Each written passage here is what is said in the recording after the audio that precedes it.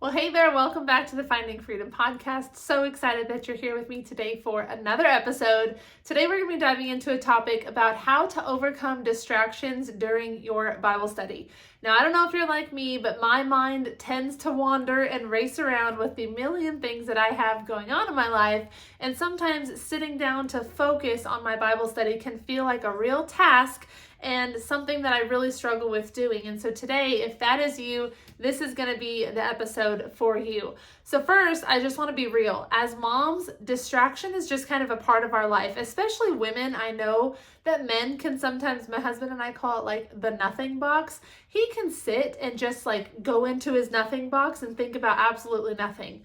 I can be sitting right next to him and be thinking about the laundry that needs to get done, the car payment that needs to be made, the lawn that needs to be mowed, the work project that I have going on here, the event that we have coming up at church, all of the things. Like, my mind is just all over the place. We call it like spaghetti.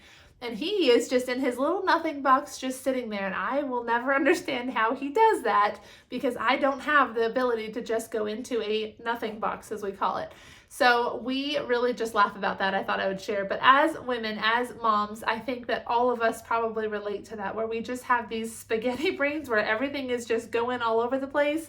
And we're constantly thinking about things that need to get done right now. They're all calling for our attention. Everything feels important. And sitting down to read God's word is not always possible to just focus on because we have all of those things going on.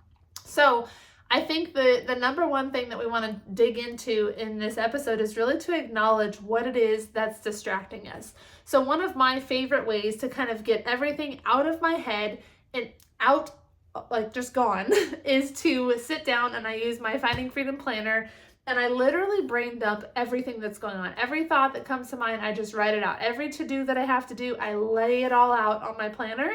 And then I feel like I can acknowledge those distractions. I could say, okay, those are things I need to get done. Sometimes I even have to go as far as to plan when I'm going to get those things done out onto my planner. And then I could sit down and I could say, okay, now is my moment to be with God. And so the first tip that I have for you in overcoming distractions is to really set intentional time. And this is something that I do every week in my planner, is I brain dump everything I have going on. And then I actually schedule in my time with God on my planner as if it's an appointment so that I can show up and be intentional with Him. So it's basically me saying, at this time, this is what I'm doing. And at this time, all of the other to-do lists, that's when those things will get done. But my time with God is for God and me alone. And so overcoming that distraction is, one, acknowledging the distraction, doing something about it, planning out when you're going to get those things done, and then creating that intentional time that you know that you can show up and you can just be present with God. It doesn't have to be long. It could be 5 minutes. It could be 15 minutes. Whatever time you have that day, you make it you. But find a pocket in your day that you can schedule in that daily appointment with God and just focus on being in that appointment. If it's on your schedule, everything else is mapped out, then you should be able to just sit and be with Him. So that's tip number one, is to acknowledge the distraction and then set that intentional time. Schedule it into your planner. Tip number two is to create a quiet space. And we talked about this on one of our most recent episodes, where we really encouraged you to take some time to create a space that you show up to, whether it be a desk, it's out front in your yard, it's on your favorite part of the couch, or a special spot in your rocking chair, like wherever that might be for you, at your kitchen table, in your closet. There are so many different options, but find a space that you go to that is your quiet time space, so that when you go into that space, you know, like, this is where I'm going to meet with God, and that is your daily place that you go to be with Him. You can meet with Him anywhere, and I know that we talk about that a lot here on the podcast, but that dedicated space that you go to, where you just know, when I go there, my Bible's there, my journal is there, everything is ready to go, and I just have to show up and just be present in that moment, in that space. It's all already ready for me. That is essential. So for me, when I wake up in the morning, the last thing that I want to be doing is trying to scramble to find all of my things. So I, the night before, set up my desk so that my Bible's open to where I'm reading the next day. I have my quiet time journal in place.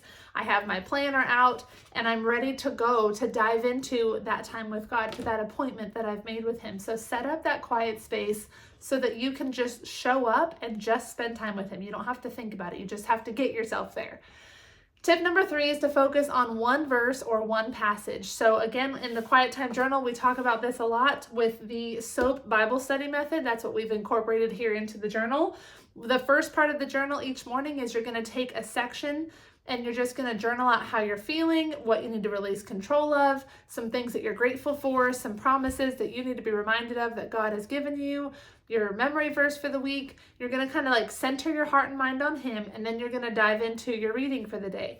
Now, whether you're reading one chapter a day or you're reading one verse a day, that doesn't matter. But what you do is you take your journal and you break that down and really meditate on it and ask yourself what it means, how you can apply it to your life, and then you pray that back to God. So that'll help you to avoid distractions because you're focusing on just that one verse. And you know, because you're following some sort of plan, what you're going to be reading that day. So a big distraction that can come up is if you don't know what you're reading, it can be distracting to figure out what you're reading. So having that plan ahead of time of I'm going to read this at this time on this day, all you have to do is just show up and read that thing at that time on that day.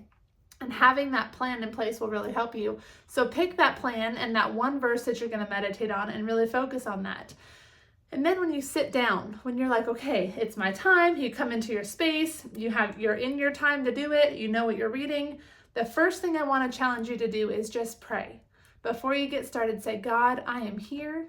I want to meet with you. Please help me to not be distracted. Eliminate all of the thoughts in my head that are outside of you and help me to just focus on being with you in this moment at this time. I'm here for you, God. Show me something new. And just invite Him into the moment. Ask Him to help you to overcome those distractions that you might be facing so that you can really center your heart and mind on Him. And then tip number 5 is to not be too hard on yourself.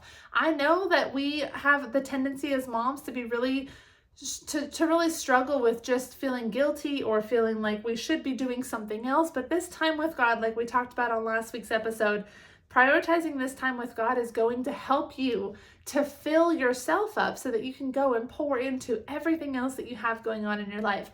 All of those distractions are things that are vying for your attention. How much better are you going to show up for those things if you're showing up and spending time with God and being filled by Him before you go and do all of those things? And I want you to really get that in your mind and think about that every time that you think, well, I have so much to do, I don't have time to be with God. Yes, you do.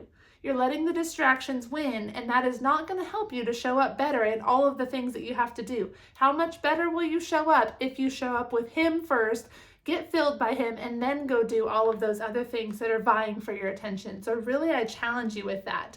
And so I know that this episode is really short and sweet. These are simple, easy tips that I want you to apply. And I really want to make sure that you don't just listen to this and then walk away and do nothing, but really get intentional, take some time. With this being a short episode, take some time and say, okay, I'm going to apply these. I'm going to acknowledge the distractions and set the intentional time. I'm going to create a quiet time space for myself. I'm going to focus on what my reading is going to be that day. I'm going to pray before I get started, and I'm not going to be hard on myself. Those 5 tips are so simple for you to follow. The first 3 are action-based. The last 2 are just you showing up and doing them. And so I encourage you to take some time today to really plan out how you're going to make this work for yourself and to incorporate it into your day-to-day life. I hope that this has been an encouragement to you. I hope that you will share this with somebody who needs to be encouraged, who's maybe struggling in the same way. If you have other mom friends who are very distracted and feel like they don't have time for Bible study, send this episode over to them. As you are incorporating these tips, tag me on your social media and let me see how it's going. Send me a message and let me know how it's going. I would love to hear from you guys. I hope this episode has been helpful. If it has been, make sure that you leave a comment, rating, and review, and I will see you very soon for my next episode. Bye, guys.